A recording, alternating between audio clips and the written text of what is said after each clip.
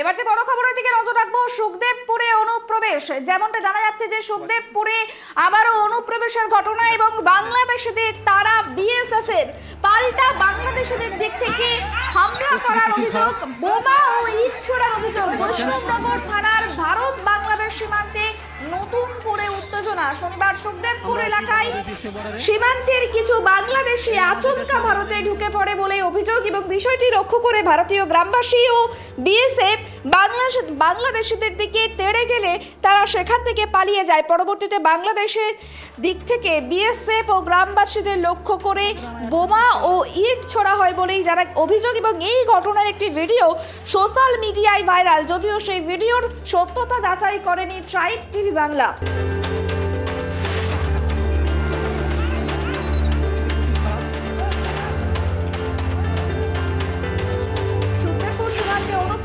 বাংলাদেশিদের তারা বিএসএফ এর এই বিষয় নিয়ে কথা বলে আমাদের সঙ্গে টেলিফোন লাইনে রয়েছে প্রতিনিধি রুহুল।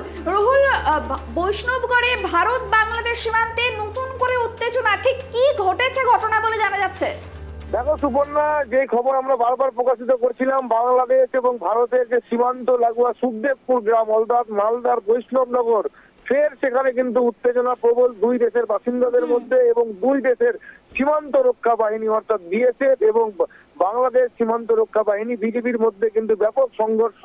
শুধু সংঘর্ষই নেই, এই দুই দেশের উত্তেজনার মধ্যে কিন্তু মাথা ফাটলো বিএসএফ জওয়ানদের।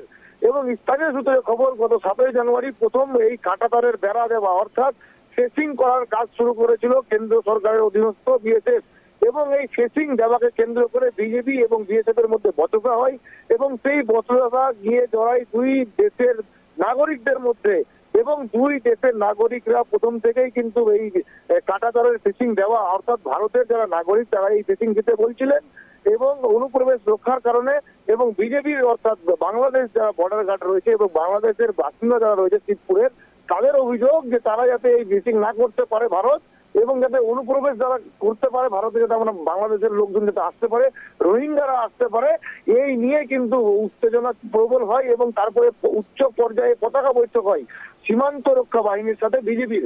তারপরেও কিন্তু সুরাহা কিন্তু হয় না, দুই দেশের মধ্যে কিন্তু পতাকা বৈঠক হওয়ার পরেও সুরাহা হয় না। শনিবার যখন সীমান্তে নিজেদের জমিতে যায় স্থানীয় বাসিন্দারা অর্থাৎ ভারতের যারা নাগরিক, তারা সেখানে গিয়ে দেখে যে তাদের যে জমি, সেই জমির ফসল যে ধান যে রোপণ করা হয়েছিল ভারতের চাষিদের তরফে, সেই ফসল কিন্তু কেটে নিচ্ছেন বাংলাদেশের ওই অঞ্চলের বাসিন্দারা এবং তারপর থেকেই প্রতিবাদ শুরু করে স্থানীয় সুখদেবপুরের যারা চাষি, তারা কিন্তু প্রতিবাদ শুরু করে এবং তারপর সেখানে দেখতে পাওয়া যায় যে শিবপুর অর্থাৎ বাংলাদেশের যে নোয়াখালী আছে সেই জায়গার শিবপুর যে এলাকা, সেখানকার বাসিন্দারা হাতে লাঠি হাসুয়া এইসব নিয়ে তারা কিন্তু চড়াও হয় ভারতীয় নাগরিকদের উপরে।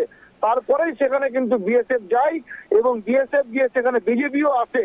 তোমাকে জানিয়ে রাখবো, বাংলাদেশের বিজেপি অর্থাৎ বর্ডার গার্ড তারা কিন্তু রীতিমতো বাংকার তৈরি করেছিল, একটা যুদ্ধ রবে পরিস্থিতি শুরু হয়েছিল এই সুখদেবপুর অঞ্চলে, সেই খবর প্রকাশিত করেছিলাম গ্রাউন্ড জিরো থেকে আমরা। আর এই মুহূর্তে তোমাকে জানিয়ে রাখবো, এখন কিন্তু টান উত্তেজনা রয়েছে এবং দুই সীমানার পারেই কিন্তু হাজার মানুষ অর্থাৎ ভারতের যেমন নাগরিকরা দাঁড়িয়ে রয়েছে, সেই ওই পারেও কিন্তু বাংলাদেশের নাগরিকরাও দাঁড়িয়ে রয়েছে। এই কাঁটাতারের ফেসিং কে কেন্দ্র করে কিন্তু তুমুল উত্তেজনা রয়েছে গোটা এলাকায়।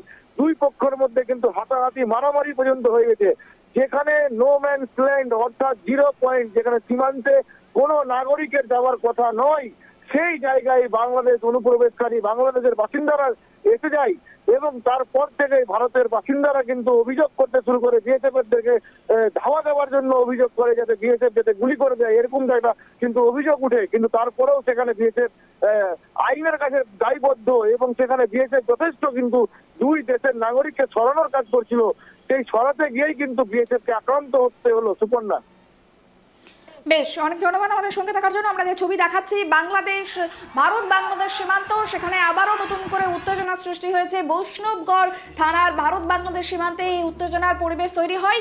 সুখদেবপুর এলাকার সীমান্তের কিছু বাংলাদেশি আচমকা ভারতে ঢুকে পড়ে এবং সেই ঢুকে পড়ার জন্যই ভারতীয় গ্রামবাসী এবং বিএসএফ বাংলাদেশিদের দিকে তেড়ে গেলে সেখান থেকে পাল্টা বাংলাদেশিরা আক্রমণ করে এবং পরবর্তী ক্ষেত্রে যেমনটা জানা গিয়েছে বাংলাদেশিরা ইট এবং বোমা ছড়ে ভারতীয় বিএসএফ এবং গ্রামবাসীদের দিকে বলেই অভিযোগ, এবং সেই ঘটনার একটি ভিডিও সোশ্যাল মিডিয়ায় ভাইরাল হয়েছে, যদিও সেই ভিডিওর সত্যতা যাচাই করেনি ট্রাইব টিভি বাংলা।